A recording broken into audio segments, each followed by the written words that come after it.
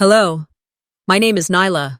When I was 15, my stepfather broke my arm, and my mom told the doctors I fell down the stairs. That lie wasn't just a one-time thing, it was rehearsed, worn smooth, like an old excuse passed around the dinner table. They said it was for the family, to keep things calm. But what happens when the people who are supposed to protect you sell your silence instead?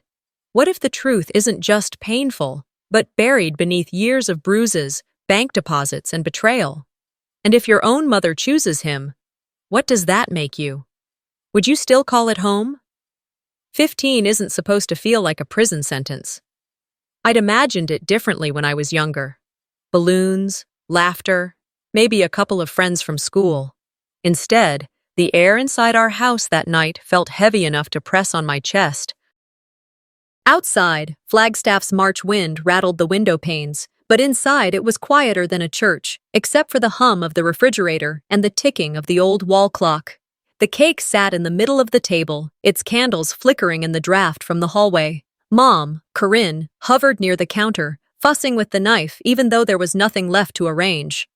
My older sister, Isolde, sat across from me, scrolling on her phone, barely glancing up. Darian, my stepfather, was at the head of the table, smiling in that way he did when other people might call it polite. But I'd learned it meant he was measuring the room, deciding who to like and who to punish. I kept my eyes on the cake, hands folded in my lap. My name was piped in shaky pink frosting, the kind you get from the grocery store when no one really cares enough to order something special. Mom told me to make a wish, her voice overly bright, like she was performing for an audience that wasn't there. I reached for the glass of water by my elbow, my throat dry from the tension. That's when it happened. My hand caught the rim wrong, and the glass tipped. A stream of cold water slid across the tablecloth, dripping onto Darian's neatly pressed shirt sleeve. The change in his face was instant. The smile vanished, replaced by a tight jaw and a flicker of something darker in his eyes. "Really, Nyla?" he said, his voice low, almost calm, which was always worse. "I'm sorry," I started, but the words were cut off as his hand clamped around my arm. The sharp twist came so fast I didn't even have time to gasp before I heard it. A sickening crack that seemed to echo inside my skull. Pain shot from my elbow to my shoulder, white-hot and blinding. My eyes watered, but I knew better than to cry here. "Stand up," he murmured, still smiling for Mom's benefit. "Let's get you cleaned up." Instead of cleaning anything, he guided me back into the chair, set the glass upright, and gestured to the cake. "Go on," he said. "Blow them out." I leaned forward, the movement sending another wave of pain through my arm. The candles blurred as I exhaled. No one clapped. Isolde didn't look up from her phone. Mom started slicing the cake, like nothing had happened. Later, in the hallway, she pulled me aside. "We're going to the ER, she whispered, glancing toward the living room where Darian sat watching TV. "You tripped on the stairs while carrying your gift bag. That's all you say. Understand?" I nodded, not because I agreed, but because I couldn't see a way around it without making things worse. The drive to Jefferson Memorial Hospital was quiet, except for the heater blowing against the cold. My arm throbbed with every bump in the road. Mom kept her eyes forward, her knuckles tight on the steering wheel. "It's just easier this way," she said once, more to herself than to me. At the hospital, the fluorescent lights made everything look sharper, too real. The triage nurse asked what happened, and Mom answered before I could. "She fell down the stairs." They sent us to radiology. The technician, a man with gentle hands, positioned my arm on the cold plate. I bit the inside of my cheek to keep still. When he stepped away to check the images, a woman in a white coat came in, Dr. Monroe, according to her badge. She studied the monitor, then looked at me. Her gaze wasn't the casual glance most adults gave kids. It was steady, searching. "Can you lift your sleeve a little higher?" she asked. I did, exposing the deep purple bruise blooming across my upper arm, along with older yellowed marks near my wrist.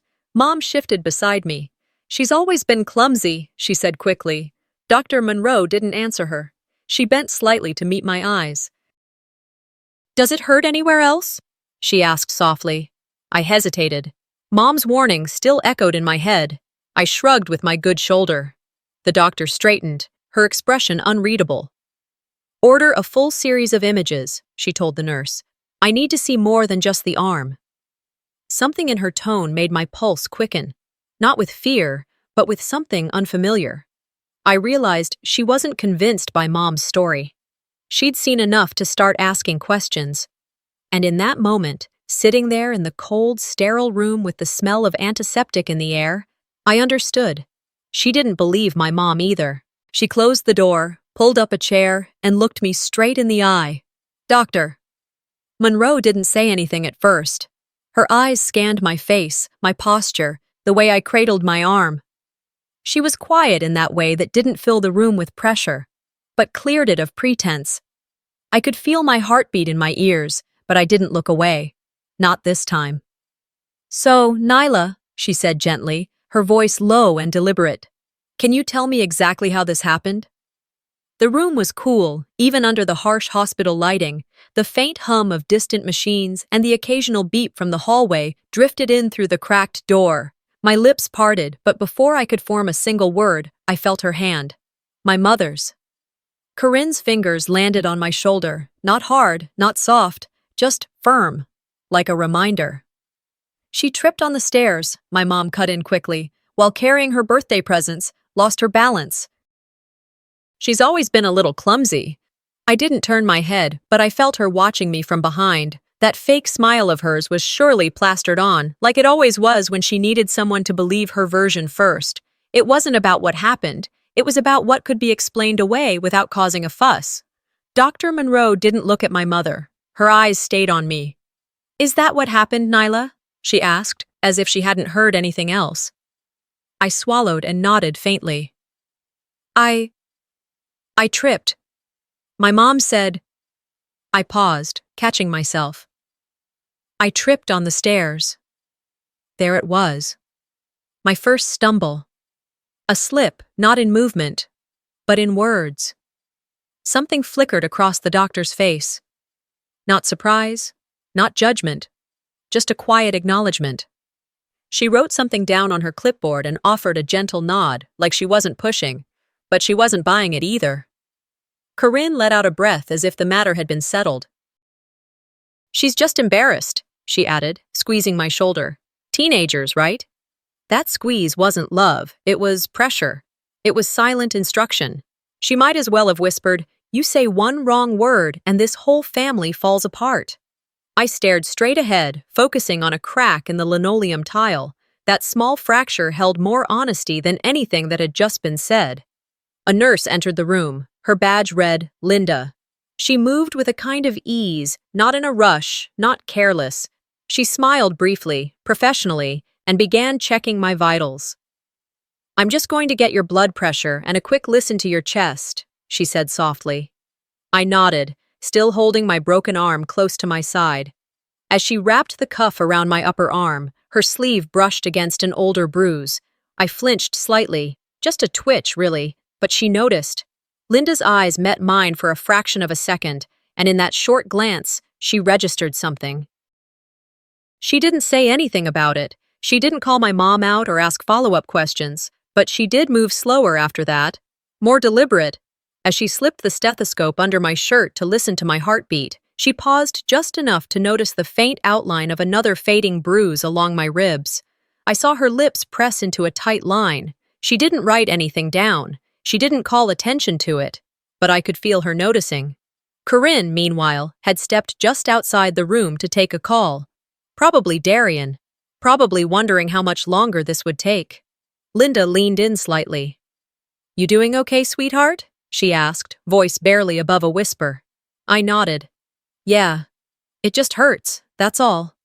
You're being very brave, she said, and smiled. It was a real one, not polite, not forced. After finishing the vitals, she left the room.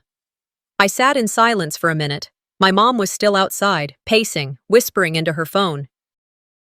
I could hear snippets. Yes, it's fine. Just a bruise. They're doing more x-rays, but I handled it. Relax. I wondered if she realized I could hear everything. Probably not. She was too busy performing damage control. A few minutes later, I caught a glimpse of Linda again through the narrow hallway window. She stood near the nurse's station, one hand on the desk phone, speaking in hushed tones. Her expression was serious now, not the soft kindness she wore in the room. She nodded once, then hung up. I didn't know exactly who she had called, but I had a feeling, and that feeling was new. It was the feeling that maybe, just maybe, someone had noticed. Someone had chosen to believe what wasn't being said out loud. Corinne re-entered the room a few minutes later, all smiles again. Her eyes were bright, voice too chipper. "Well," she said, brushing invisible dust from her jeans, "they're letting us go home soon. Isn't that great? Just a sprain. Maybe a hairline fracture." Nothing major." She paused, looking at me like we shared some warm little secret, like the lie we both told made us a team. "Ready to go home, honey?" I looked past her for a moment.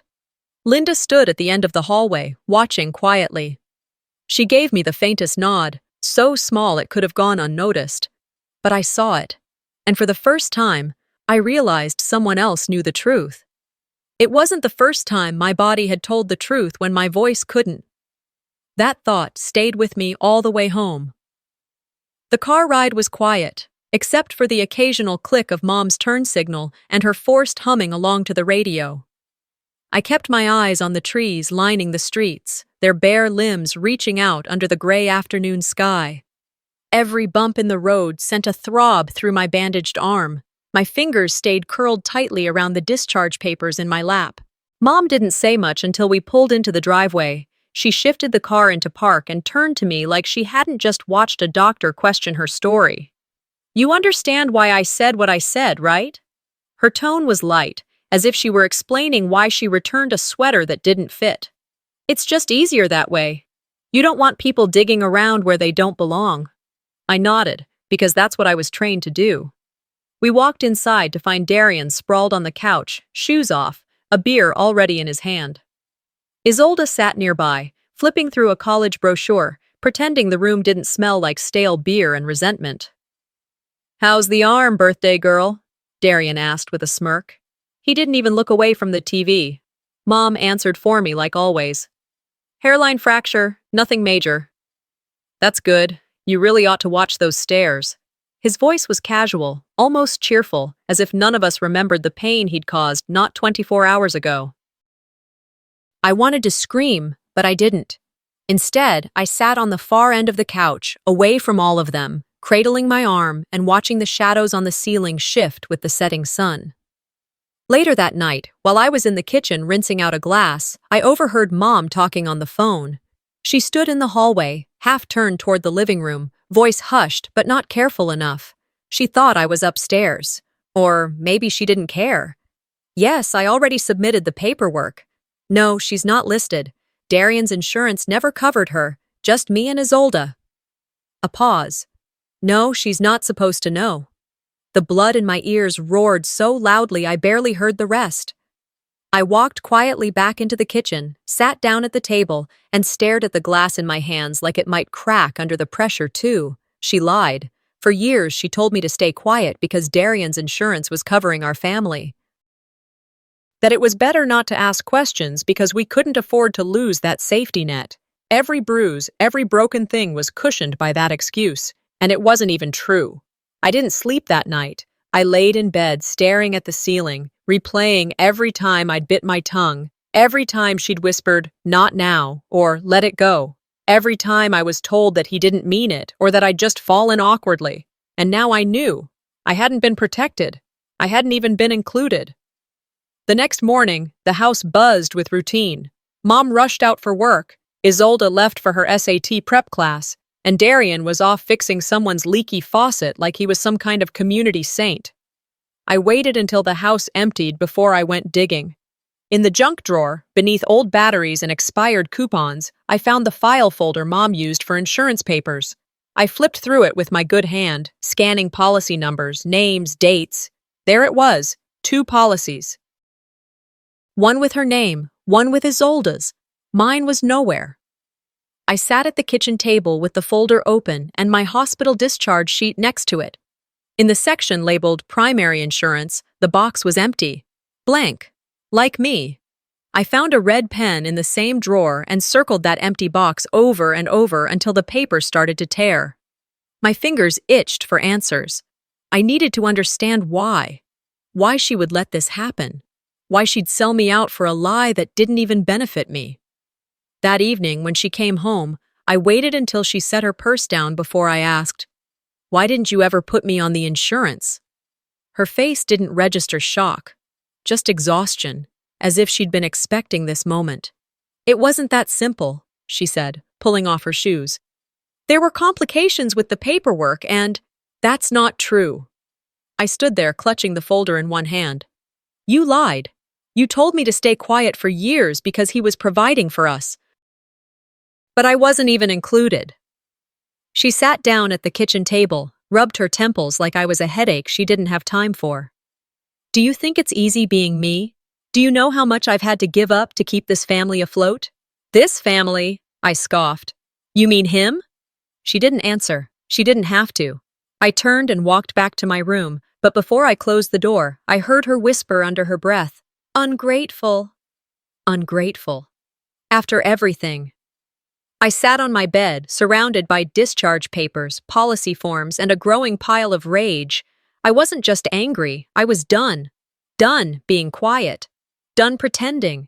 Done protecting people who never once protected me. That night, I didn't cry. I didn't scream. I planned. I gathered the paperwork and tucked it into a folder. I slid it under my mattress, along with a notebook I'd just pulled from the bottom drawer of my desk. A clean page stared back at me. I wrote the date across the top. Then, I wrote everything I could remember. Every bruise, every shove, every twisted arm, the names, the places, the lies. I wrote until my hand cramped and my good arm ached. And when I was finished, I looked down at the list and saw something I hadn't seen before. Power. Not theirs. Mine. The first time I hit record, my hands were shaking so badly I nearly dropped the phone. I stood alone in the kitchen, the old tile floor cool under my socks, waiting for the creak of the hallway boards that always warned me when Darian was near. It had taken me 3 tries to find the voice memo app, my fingers fumbling, breath shallow. But now it was open, recording, tucked behind the flour canister near the microwave. He came in like he always did, casual. A whistle low under his breath, jingling his keys before tossing them into the bowl by the sink. I didn't move. I just stared at the kitchen table, waiting. "What's for dinner?" he asked, glancing toward the fridge. Then, when I didn't answer right away, his tone shifted. "You got a problem, Nyla?" I turned slowly, my arm still stiff in its brace. "No," I said. He stepped closer. "You sure about that?" And there it was, that thing behind his voice, not quite a threat yet, but a warning. The kind of warning I knew all too well. But this time, I wasn't just standing there helpless. This time, the phone was listening. He leaned in, close enough that I could smell the engine grease on his clothes. "If you ever open that mouth of yours to anyone about anything, I'll make sure you regret it. You think people believe kids like you?" His hand landed hard on the counter next to me with a loud, deliberate thud. "You'll lose more than a few teeth." I didn't flinch. I wanted to. Every part of me screamed to run, to retreat to the safety of silence. But I stayed still. I waited until he turned his back and left the room before I walked over, turned off the recorder, and pressed save. I named the file, Kitchen Threat 1. The next day, Corinne took me to the hospital for my follow-up imaging. She played the concerned mother perfectly, fluffing my hair, adjusting my jacket, calling me baby in a voice she hadn't used since I was in elementary school. She even brought a thermos of tea for me, though she barely let me take a sip without checking her reflection in every window we passed. At the hospital, the air smelled like bleach and overripe fruit. We waited longer than usual before being called in, which made her restless. She fidgeted with her phone, scrolling through emails from the PTA and glancing at me as if to say, "Don't mess this up." When the nurse came to take us back, Corinne followed too closely. Every hallway felt smaller with her behind me. But when we got to the exam room, something shifted. Dr. Monroe was there again, calm and steady, just like before. Her voice didn't rise, her steps didn't quicken, but her presence filled the space with something new, something I couldn't name yet. "Corinne, if you don't mind, I'd like to speak with Nyla alone for a few minutes," she said gently. Mom blinked. "Oh, well, sure, I guess. I just thought, I'll only be a moment." Dr. Monroe's tone left no room for negotiation. Corinne hesitated, then forced a smile and stepped out. When the door clicked shut, silence settled over the room like a soft blanket. Dr. Monroe pulled up a chair and sat across from me. "I've seen you before," she began. "Kids who come in with stories that don't quite match their injuries." I didn't answer. She nodded like she hadn't expected me to. "When I was your age," she continued, "I had a broken rib. They said it happened during volleyball practice. But I wasn't on the team. That stopped me." I looked up at her, eyes wide. "My mother told the same kinds of stories your mom tells," she said. "It took me a long time to realize that staying silent doesn't keep you safe. It just makes them braver." I blinked hard, willing myself not to cry. "Not now." "You don't have to tell me anything right now," she said. "But I want you to know, I'm listening, and I believe you, even if no one else does." Something inside me shifted then. It wasn't loud or dramatic, just a quiet click, like a lock sliding open. I nodded once, and that was enough. As we walked out of the exam room, Corinne jumped to her feet. "Everything okay?" Dr. Monroe smiled thinly. "Yes, I'll be in touch with you soon." Mom didn't ask questions. She just grabbed her bag, her smile stiff, and hustled us toward the exit. The ride home was quiet again. She didn't talk. I didn't either. When we pulled into the driveway, she glanced at me and said, "You were in there a while." I didn't respond. That night, after everyone was asleep, I took the phone from my backpack and replayed the recording in the dark. I heard his voice, the menace wrapped in fake calm, the thud of his hand on the counter. I saved it to a flash drive and tucked it deep into a pair of socks in my drawer. Then I opened my notebook, flipped past the page where I'd started my list, and began writing down exactly what he said, word for word. I added the date, I added the location, I numbered it. Incident 1. It wouldn't be the last. I didn't expect the knife in my back to come from my own sister. It was 2 days after the follow-up at the hospital. The house had been oddly quiet since. Darian had kept his distance, at least on the surface. Corinne was tense, her voice too cheerful, her movements too controlled, as if she were always bracing for something. Isolde floated above it all, headphones on, smile vacant. But that evening, as we sat down for dinner, everything began to split open again. The four of us gathered around the table like we were any other family. Mom had made meatloaf and instant mashed potatoes, claiming she was too tired for anything fancy. I wasn't hungry, but I pushed food around on my plate so I wouldn't get a comment. Darian cracked open a beer and scrolled through his phone, glancing up only when Corinne said, "Well, it seems like the doctors still want more imaging, right, Nyla?" I froze, fork midair. That wasn't what the doctor had said, not exactly. Dr. Monroe had said they were keeping a file open, that there were some patterns worth noting. But Mom twisted it like it was nothing. Like the only thing they were checking for was a fracture that hadn't shown up the first time. Before I could open my mouth, Isolde chimed in, her tone casual but cutting. "She's always been dramatic. You know how she is."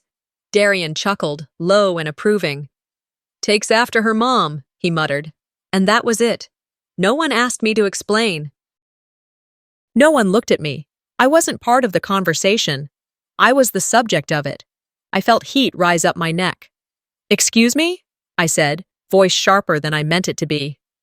Isolde finally looked at me, eyebrow arched like I'd just interrupted something sacred. "I'm just saying, you always blow things out of proportion. You were always the one who'd cry if someone looked at you wrong. Don't make this into something it's not." I dropped my fork. "Something it's not?" Corinne shot me a warning look. "Let's not turn this into a scene." I stood up from the table. My chair scraped loudly against the floor. "This entire house is a scene." No one followed me as I left the room, not even Mom. I heard Darian snort behind me like I was a joke. And Isolde? She went back to eating, calm as ever. I stormed into my room, closed the door with more force than I meant to, and leaned against it. I didn't cry. I just stood there, breath shallow, staring at the corner of my room where my old bookshelf leaned, half covered in dust and memories. That's when I remembered the bottom drawer. I knelt and opened it, wincing at the creak of the hinges. Inside was an old shoebox, faded and dented. It hadn't been touched in years. Inside were bits of my childhood, stickers, birthday cards, a friendship bracelet from a girl I no longer talked to. And then I saw it. Folded neatly on top of a crumpled coloring book was a drawing. The paper had yellowed, but the crayon marks were still bold. 2 stick figures, me and Mom, holding hands beneath a blue sky. Above us, in shaky, uneven letters, "Mommy will protect you." I sat on the floor with it in my lap, the silence of my room pressing against me. I remembered drawing it at 6 years old after she scared off a neighbor's dog that had growled at me. I had believed her, then, believed in her protection like it was a shield that couldn't crack. Now I held that promise like a lie that never had a chance to grow old. Later that night, after I heard Darian's footsteps fade and Mom's door close, I knocked gently on Isolde's bedroom door. She opened it a sliver, her hair piled in a bun, her face indifferent. "I need to talk to you," I said quietly. She rolled her eyes but opened the door wider. I stepped in. Her room smelled like vanilla lotion and expensive shampoo. College brochures were scattered across her desk. She sat on the edge of her bed, arms crossed. "So? You lied back there," I said. "You know exactly what's happening in this house." She sighed, annoyed. "You think you're the only one who's had to deal with this? You don't have bruises." "No," she admitted, "but I have to live with it too."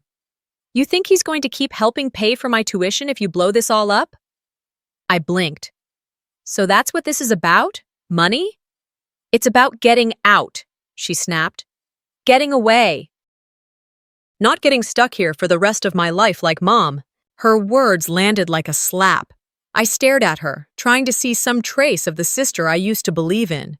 "You're choosing him," I said. "I'm choosing me." I walked out without another word. There was nothing else to say. Back in my room, I placed the old drawing between the pages of my notebook, right next to the phone where I kept the recording. 2 pieces of my truth, one drawn in crayon, the other recorded in secret. I stared at them until the tremble in my hands faded. They could keep their stories. I'd start telling mine. The next time they looked at me, they wouldn't see the quiet little sister anymore. The way he said it made my skin crawl, because he wasn't wrong. Darian leaned against the doorframe of my bedroom like he owned the house, the air, even the breath in my lungs.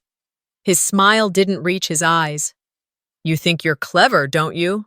he asked, voice low, like we were sharing some private joke. I didn't answer. I just stared at him, making sure my hands didn't shake, that my eyes didn't drift toward the backpack where the flash drive was hidden beneath my school books. I wasn't going to give him the satisfaction of seeing fear this time. He held my phone in one hand, my phone. Unlocked, open, the recorder app glowing faintly in the screen's light. "I found it earlier," he said, like he'd stumbled on a sock that didn't match. "Funny what you kids think you can hide." He tapped a few buttons. I heard the beep. The file vanished. My stomach twisted. "There," he said with a grin. "Problem solved. You're welcome." I said nothing. If I opened my mouth, the scream building in my throat might rip the walls apart. But screaming had never helped before. Silence was where I'd always been safest. At least on the outside. He tossed the phone onto my bed, turned, and walked off without a second glance, the sound of his footsteps echoing down the hallway like the tail end of a threat. Once I was sure he was gone, I moved quickly. My hand dove into the backpack, pulled out the flash drive, and plugged it into my school-issued laptop. My heart pounded as the screen flickered, and there it was, the recording, intact, safely backed up. His voice played through my earbuds, the threat still chilling, but now empowering. I saved the file again, uploaded a copy to my school email. I wasn't just covering my tracks, I was building a trail, a digital breadcrumb path that couldn't be erased so easily. That afternoon at school, I was still running on adrenaline.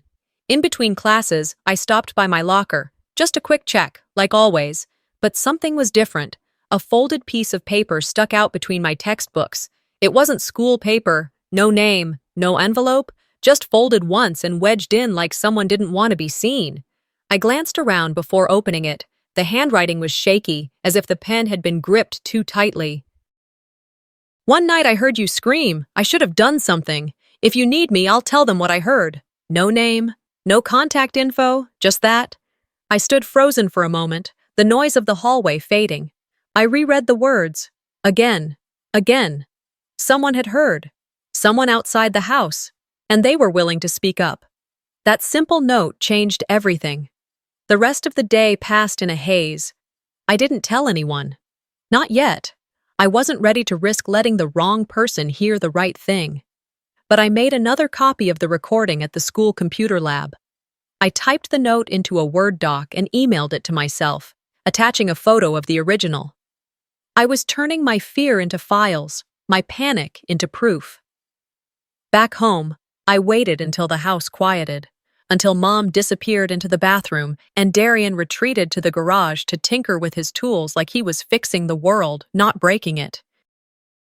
I slipped into my room and pulled out the small flash drive I now wore around my neck under my shirt. I'd glued it inside a cheap cross pendant I bought from a thrift store. No one would question it.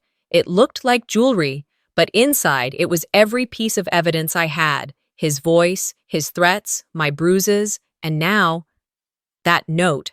I zipped it inside my school bag, along with a backup copy hidden in the lining of my jacket, just in case. That night, while I was finishing up homework, I heard the garage door creak open. Heavy footsteps down the hallway. The door to my room inched open. No knock. Darian. He leaned against the frame again, same pose, same smirk. But this time, he didn't say a word right away, just stared. "You've been busy," he said finally. I looked up, forced calm. "Just school stuff."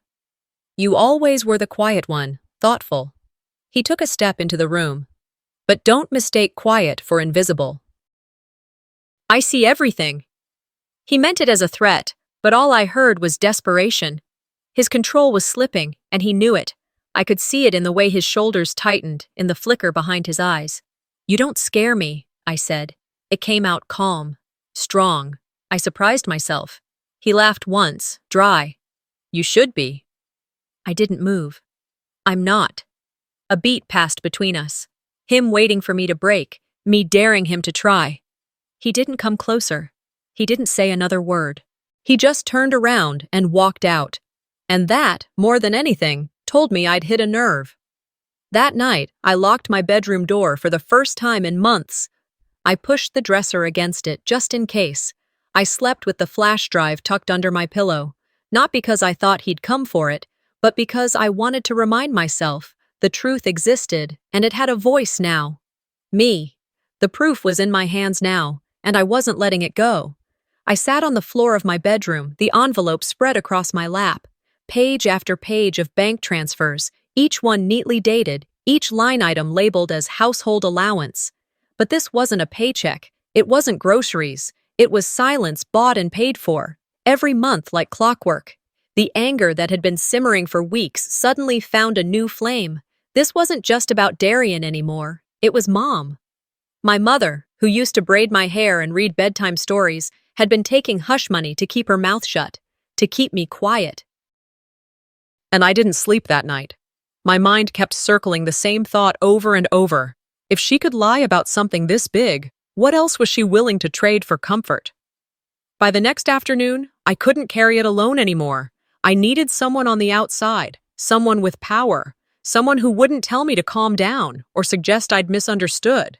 So, I went to the only adult who had looked me in the eye like I mattered. I stayed after 7th period and knocked on the counselor's door. Miss Riley had kind eyes and always smelled like peppermint gum. She looked up from her desk and immediately pushed her papers aside. "Nyla," she said, voice low. "Come in." I sat down, my fingers twitching in my lap. She waited, didn't rush me. When I pulled the envelope from my backpack and slid it across the desk, I watched her brows knit together as she skimmed the documents. "I found those in my mom's purse," I said. "She's been getting money from Darian every month." "I didn't know until last night." Mrs. Riley took a slow breath, then looked at me. "Did you tell your mom you found these?" I shook my head. "She doesn't know. Yet." "And these payments, they started when?" I pointed to the dates. "The earliest ones from 2 years ago." "And you've never been on his insurance, right?" "No. She told me I was, but I found out after the hospital visit that I never was." She nodded. Then, after a pause, said, "There's something I need to show you." She turned her laptop toward me. On the screen was a scanned document from a public database. She clicked into it, hesitating only briefly. "Someone filed a report against Darian 5 years ago," she said. "In New Mexico." I leaned in. My heart started hammering. It was a minor. The report doesn't give the child's name. The case was dropped when the guardian chose not to press charges or cooperate. But the pattern, it's clear. I stared at the screen, the details blurry behind the fog in my eyes. And he'd done this before, to someone else. And someone else had looked away, just like Mom did. My hands clenched on the edge of the desk. "She knew?" Miss Riley met my eyes. "We believe so. There's a note in the file that says, stepfather's partner was informed of history. That's all it says, but it's enough." I sat back, everything inside me coiling tight. I needed to hear it from her. I didn't wait until dinner. I confronted her the minute she walked through the door that evening, keys still in hand, grocery bags dangling from her wrist. "You knew about New Mexico," I said. She froze, just for a second, but it was enough. "Nyla," she started, already using the tone she reserved for deflection. "That was— Did you know?" Her face hardened. "People change. He was good to us after that. You had a roof over your head, didn't you? Food? Clothes?" "I had bruises." She flinched like I'd slapped her. "I kept quiet because I thought you were protecting us," I said. "But you were just protecting him. I was protecting this family." "From the truth?" She turned away, walking toward the kitchen like this conversation could be put on hold like the oven timer. I followed. "Where do you think those payments come from?" I asked, my voice rising. "Every month, like a paycheck for your silence. How much is a lie worth, Mom? How much did he pay for my pain?" She whirled around, tears brimming in her eyes. "You think this was easy for me? You think I haven't had to make sacrifices? You don't know what it's like to raise 2 kids alone and start over with nothing? You didn't raise me," I snapped. "You sold me." The grocery bag slipped from her hand, apples rolling across the floor. That's when Darian walked in. The front door hadn't even closed yet. He stood there, taking in the scene, Mom shaking, me standing firm. "What's going on?" he asked, voice all false concern.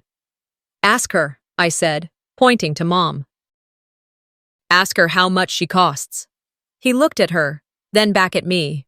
His smirk faded. "Maybe you should go to your room, Nyla." "No," I said. "I'm done hiding in rooms." His nostrils flared. "You don't talk to me like that. I don't talk to monsters at all." He stepped forward, and I instinctively backed up, but Mom jumped in between us. "Stop!" she shouted. "Don't touch her." Darian stared at her, stunned. She looked back at him, chest heaving. "You said you changed. You said it would never happen again. And I believed you." "I did change," he said through gritted teeth. "She's just ungrateful." Mom shook her head. "She's not the one who needs forgiveness." I didn't wait to see what came next. I grabbed the envelope off the counter, turned, and ran up the stairs. He was shouting behind me, something about lies and betrayal, Mom yelling back. The front door slamming, once, then again. Inside my room, I locked the door, shoved my dresser against it, and collapsed to the floor. The envelope was wrinkled now, but inside, everything was still intact. The proof, the payments, the file from New Mexico, the note from the neighbor, and the recording still lived on 3 different devices. For the first time, I had more than just bruises. I had evidence, and I had no intention of letting it go. I walked into that office knowing I might not walk back out to the same life. The building was quiet, too quiet. Child Protective Services sat between a law office and a dentist's clinic, the kind of place most people passed without a second glance. But I'd never forget the way that front door felt beneath my palm. Heavy. I hesitated before pushing it open, but then I remembered what was inside my backpack. My truth. All of it. Danica Rhodes met me at the front desk. She didn't wear a suit or carry a clipboard, just jeans and a soft beige sweater, her ID clipped to the collar. But the way she looked at me, with steady, calm eyes, made me feel more seen than most adults ever had. "You ready, Nyla?" she asked. I nodded. That was all I could manage. She led me past the reception area, down a narrow hallway that smelled like old coffee and air freshener. We stopped at a small room with a round table and 2 chairs. She gestured for me to sit. "Your mom and Darian are here," she said gently. "They're in another room. They won't be able to hear or see you. This space is just for you." For the first time in years, I believed someone when they said that. I set my backpack on the floor and reached in. Slowly, methodically, I pulled out the flash drive, the envelope with the bank statements, a copy of my medical file, the printed email from the neighbor. I laid each piece on the table like evidence in a trial. Danica didn't rush me. She waited until I looked up before she said, "Tell me." So I did. I told her about the bruises that stares couldn't explain. The Christmas when I dropped his mug and couldn't breathe for a week. The summer he taught me respect with his belt because I left the porch light on. I told her how Mom told me to lie because he pays the bills, how she told me it wasn't worth ruining a man's life over a few mistakes. Danica didn't blink, didn't interrupt. Just took notes and nodded occasionally, as if letting me lead the way back through the years. When I played the recording of Darian's voice, low and full of threat, the thud of his hand on the counter loud enough to shake through the earbuds, Danica's face changed, not with shock, with quiet resolve. "That's enough for now," she said when I finished. "We'll take it from here." She kept my flash drive, photocopied every page. Then she walked me out the back so I wouldn't have to pass by my mother and Darian. The next morning, the courthouse felt like a movie set. Tall columns, too many people in suits, voices echoing off marble walls. Ms. Riley, my school counselor, was there. Dr. Monroe, too. Danica stood with me the whole time, her hand gently resting on my shoulder as the DA presented everything. First came the medical records, X-rays from the hospital, each one dated, each one with notes from the radiologist.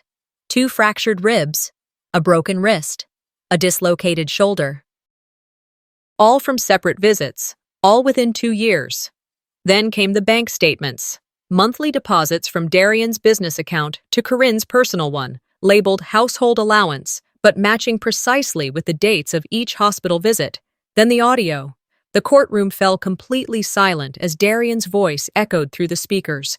Cold, calm, dangerous. The thud, the silence afterward. Then, the neighbor's statement, a simple typed note read aloud by Danica. "One night I heard screaming. A girl, young. I should have called someone. I didn't. I regret that." When it was over, the judge leaned forward, fingers steepled. "Mr. Anderson," he said slowly, "you are being charged with aggravated assault of a minor, child endangerment, and witness intimidation. You will be remanded without bail pending further investigation." Corinne gasped, reaching for Darian's arm, but he pulled away, stone-faced. The bailiff stepped forward, placing cuffs on Darian's wrists. For a moment, he didn't look at anyone, just stared at the floor. Then he turned his head, locked eyes with me, and said under his breath, "This isn't over." I didn't look away, not this time. And for the first time, I realized I wasn't just surviving, I was winning. They escorted him out through the side exit. The heavy courtroom door swung closed behind him with a metallic thud that felt like final punctuation on years of silence. Corinne stood at the back, arms wrapped around herself like she didn't know which way was forward. Her face was pale. Her mouth trembled like she wanted to speak, but she didn't. She didn't come to me. She didn't apologize. She just stood there as the world shifted beneath her. When court adjourned, Miss Riley gave me a small nod from across the aisle. Dr. Monroe reached out and squeezed my hand. Danica walked me out into the morning air. It was still overcast, the sky heavy and gray, but I felt lighter than I had in years. "I'm proud of you," she said. I didn't cry. I didn't collapse. I just breathed. The truth had finally been spoken, out loud, on record, in front of people who had to listen. It wasn't just my story anymore. It was evidence. It was fact. And no one could erase that. 2 weeks later, I was packing my life into boxes, heading somewhere safe. It wasn't a rushed process, like the last-minute scramble you see in the movies. No one was screaming. No one slammed a door. But every movement, folding clothes, taping cardboard, pulling down photos, was heavy. Some of the weight came from grief, the rest from relief. Mom didn't help me pack. She didn't even say goodbye. The court had made it official. Full custody transferred to my grandmother, Maeva. The ruling came with stern words about willful negligence and failure to protect. Corinne stood silent while the judge read every word. She didn't cry. She didn't speak. When the gavel dropped, she picked up her purse and walked out before I could look her in the eye. And maybe that was for the best. Maeva's house sat about 2 hours south, nestled into the red earth and sagebrush of Sedona. Her porch was wide, her door always open. I hadn't been allowed to visit her since I was 12. Darian made sure of that, but I still remembered the smell of chamomile tea and her soft humming in the kitchen. When we pulled into her driveway, she was already standing outside. Her silver hair was braided down her back, and she wore one of those faded cotton dresses that looked like it had seen 100 summers. She didn't run to me. She didn't throw her arms around me. She just opened the door and said, "Come in, child. Let's start again." And we did. Life at Maeva's moved slower. Mornings began with tea and silence, not arguments. The air in her home didn't carry tension, no raised voices, no footsteps that made your stomach knot. Just wind rustling the trees and the occasional distant bark of a neighbor's dog.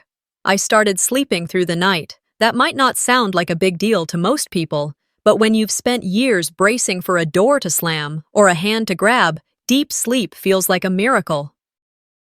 Maeva never asked too many questions. She never forced a conversation. But every night, she left a cup of warm milk by my door. Every morning, she folded my laundry before I could get to it. Somehow, in her quiet way, she gave me back pieces of myself I hadn't realized were missing. It wasn't perfect. Healing never is. There were days I'd wake up in a sweat, flashes of Darian's voice in my head, moments when I'd start to laugh and feel guilty, like joy was something I hadn't earned yet. But Maeva always said the same thing when she caught me retreating. You don't have to prove you survived. You just have to live like you did. And so I did. 10 years passed. And on a brisk spring morning in Phoenix, I stood backstage at a domestic violence awareness conference, smoothing the hem of my blazer and trying to keep my breathing even. I was 25 now, a licensed attorney. I specialized in family law, specifically in helping abuse survivors get the justice they deserved. The nerves never fully left me, but today, they felt different. They weren't fear, they were power shifting beneath my skin. The organizer signaled it was time. I stepped out into the light. The room was packed. Rows of professionals, social workers, counselors, teachers, law students, all waiting. I walked to the podium, my heels clicking softly against the wood floor. I placed my notes down, but I didn't look at them. "My name is Nyla," I began, "and I'm not here to tell you a story that ends in tragedy. I'm here to tell you about what happens when someone decides to fight back." The room was still. I was 15 the last time my stepfather broke one of my bones. For years before that, he made sure the damage was done in places no one would ask about. My mother told me to lie because he paid the bills. She said it wasn't worth ruining a man's life over a few bruises. A few people shifted in their seats. A few nodded slowly. I believed her. For a while. But one night, I recorded him threatening me. I saved hospital records. I gathered bank statements showing he paid my mom to stay silent. I kept it all. And when the time came, I told the truth. I paused. Justice was served. But that wasn't the end. It was the beginning. Behind me, projected on the screen, was a photo, a grayscale X-ray of my ribs, 2 fractures, perfectly outlined in white against black. I keep this X-ray framed in my office, I said, not because I need to remember the pain, but because it was the first time a machine saw what people refused to. It told the truth when no one else would. The room erupted in applause. Some stood. A few wiped away tears. Afterward, people came to speak with me. Students asking about law school, survivors sharing their own stories, professionals thanking me for my work. But it wasn't until I returned to my office that the moment truly sank in. I unlocked the door, stepped inside, and set my bag down. The X-ray hung on the wall across from my desk, right where it always had. I walked over, touched the frame lightly. "You're safe now," I whispered, not just to the girl I used to be, but to the woman I'd become. I turned off the light, grabbed my coat, and stepped into the hallway bathed in afternoon sun. I knew the past would always be a part of me, but it would never own me again. Sometimes the people who should love us most are the ones who hurt us the deepest. But silence doesn't protect, it isolates. Nyla's story reminds us that telling the truth, no matter how painful, is often the first step toward healing. Have you ever been told to stay quiet for the sake of family? Share your thoughts in the comments, and don't forget to subscribe to hear more powerful family stories like this one. Your voice matters too.